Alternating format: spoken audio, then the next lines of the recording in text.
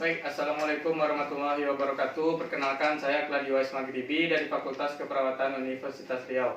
Nah, di sini saya akan melakukan pengkajian pada lansia, yaitu pengkajian risiko jatuh untuk mengetahui apakah lansia mengalami risiko jatuh tinggi, sedang maupun rendah. Langsung saja kita masuk ke pengkajiannya.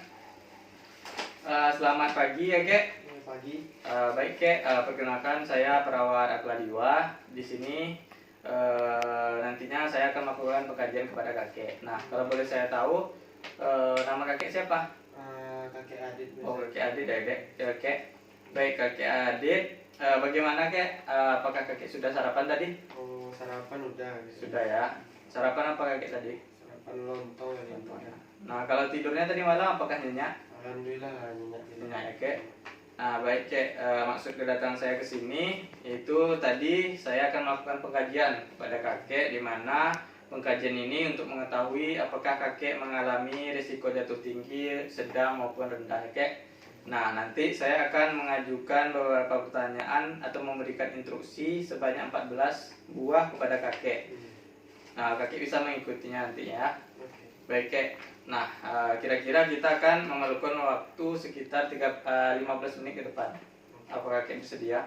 Bersedia. Baik, Kek. Nah, kira-kira kita melakukan pengkajiannya di mana, Kek? Di sini saja atau di mana? Ya, di sini Di sini aja, Kek. Nah, baik, Kek. Langsung saja, Kek, untuk mempersingkat waktu. Nah, untuk yang pertama, Kek. Nah, kakek kan dalam posisi duduk sekarang nih. Kemudian saya ingin menginstruksikan kakek untuk berdiri. Apakah kakek bisa berdiri? Bisa. Nah, baik, kakek bisa berdiri, tetapi kakek memerlukan bantuan, yaitu bantuan tangan seperti ini, kakek memegang ke pegangan. Nah, kemudian kakek kan berdiri nih, kemudian kakek bisa berdiri seperti ini tanpa berpegangan kemanapun. Saya akan menghitung selama 2 menit ya, Kek. Baik, 1, 2, 3, 4, 5. Nah, selama 2 menit. Nah, apakah kakek merasakan pusing? Tidak ya? Tidak. Berarti bisa ya, Kek. Kemudian kakek kan berdiri. Silahkan kakek untuk duduk kembali. Nah, baik. Kakek juga bisa duduk, tetapi juga masih menggunakan pegangan tangan ya, Kek. Nah, selanjutnya duduk kakek. Apakah kakek bisa sedikit maju ke depan, tidak menyandar gitu, Kek? Oh ya. Nah, kemudian kaki kakek bertumpu pada kaki. Nah, kemudian tangan kakek di sini, Kek, dilipatkan. Nah, tidak bersandar ya, Kek? Ya.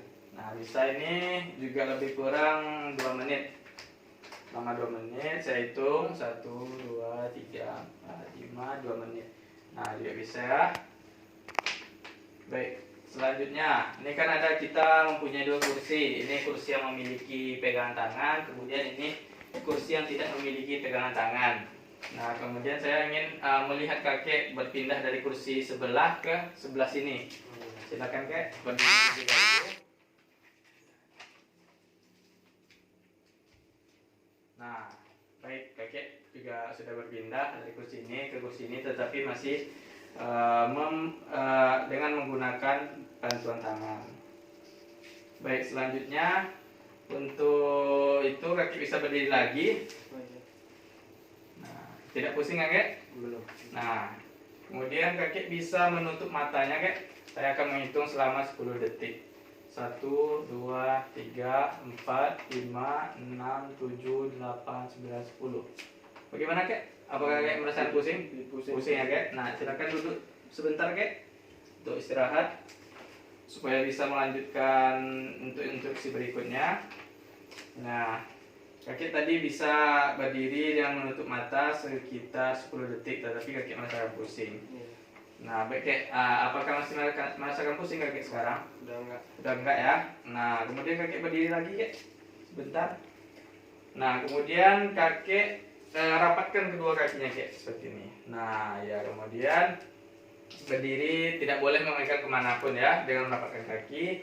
Saya hitung selama 1 menit juga. 1 menit, 1, 2, 3, 4. Nah, bisa ya, Kek? Ya. Kemudian nih kita menggunakan penggaris. Kakek bisa begini kek, tangannya diulurkan ke depan membentuk sudut 90 derajat nih ya. Nah kemudian seperti ini, kakek bisa menjangkaunya kek, seperti ini kek, ke depan. Nah gitu ya kek. Baik, nah di sini kakek bisa menjangkau sejauh 5 inci atau 12 cm ya kek. Baik, selanjutnya untuk mengambil objek. Nah ini ada teh sariwangi. Saya akan meletakkannya di bawah seperti ini. Nanti kakek bisa mengambilnya kek, seperti ini. Oh, ya, baik. Baik, 1, 2, 3. Nah bisa ya. Oh, bagaimana kek? Apa yang kakek rasakan? Agak pusing Pak. Agak pusing ya kek. Nah bisa istirahat bentar. Nah bisa berdiri kan kek? Ya, masih bisa. Baik. Berarti kakek bisa mengambil barang, tetapi kakek merasakan pusing ya kek. Berarti harus memerlukan pengawasan. Selanjutnya nih, untuk melihat ke belakang seperti ini ya, apakah kakek bisa? Bisa. Nah ya. Oh masih bisa ya kek. Selanjutnya untuk berputar 360 derajat. Nah nanti kakek berputar ke sebelah kanan dulu, kemudian putar arah sebelah kiri ya kek. Nah coba kek, 1, 2, 3. Nah satu lagi kek. Oh nggak bisa ya kek? Agak pusing ya? Iya, pusing. Berarti kakek merasakan pusing ya kek? Iya. Berarti kakek hanya bisa ke sebelah kanan, kemudian ke kiri sudah merasakan pusing. Baik, selanjutnya nih untuk menempatkan kaki secara berganti seperti ini ya kek. Nah kakek itu berdiri, kemudian kita menggunakan ini. Ada bantalan atau juga bisa menggunakan kursi kecil. Nah di sini kakek bisa memindah-mindahkan kaki kakek seperti ini ya. Nah, selama sebanyak 8 pijakan. 1, 2. Nah saya akan menghitungnya selama 20 detik. Oke. Baik kek. 1, 2, 3. 1, 2, 3, 4, 5, 6, 7, 8. Baik. Bisa ya kek. Selanjutnya berdiri tanpa bantuan kaki. Nah setelah itu kakek bisa menempatkan kaki-kaki itu yang satu lagi di depan seperti ini kek. Nah kalau tidak bisa ini kakek bisa begini ya. Nah baik, bisa ya kek, tetapi kakek memajukan kaki kakek bisa menahan selama 30 detik. Selanjutnya yang terakhir nih kek, yang instruksi ke-14 nya, kaki itu berdiri dengan satu kaki saja kek, tanpa berpegangan kemanapun. Apakah kakek bisa? Iya, bisa. Baik, coba kek. 1, 2, 3, 4, 5, 8.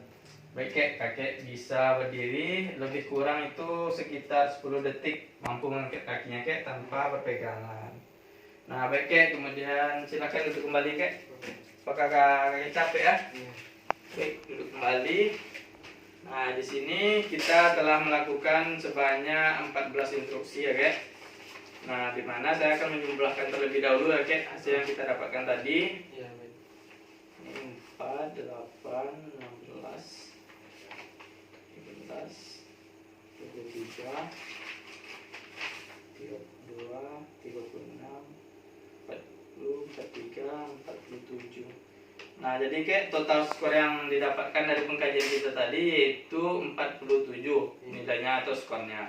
Nah jadi untuk interpretasinya atau kesimpulannya dari hasil kita tadi, berarti kakek ini masih memiliki, maksud saya itu memiliki risiko jatuhnya masih rendah begitu ya kek, dan tidak memerlukan alat bantu begitu.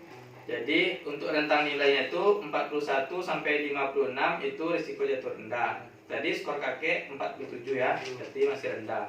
Kalau untuk risiko jatuh sedang, dia itu rentang skornya 21 sampai 40, itu sedang. Dia tuh memerlukan alat bantu berjalan seperti tongkat, kruk, dan walker. Kemudian untuk 0 sampai 20 berarti itu risiko jatuh tinggi dan perlu menggunakan alat bantu jalan seperti kursi roda. Sedangkan kakek tidak perlu memerlukan alat bantu jalan. Nah, alhamdulillah kek. Nah selanjutnya kek, apakah ada yang kakek tanyakan lagi? Sepertinya ada. Tidak kek. Bagaimana perasaan kakek setelah kita melakukan kajian tadi? Ya senang kakek tahu kakek kalau risikonya kalau itu kecil kemungkinan.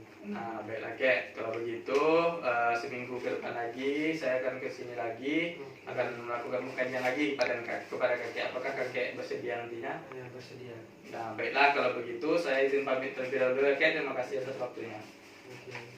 Baik, itulah tadi bagaimana cara melakukan pengkajian kepada lansia, yaitu untuk pengkajian risiko jatuh. Terima kasih. Assalamualaikum warahmatullahi wabarakatuh.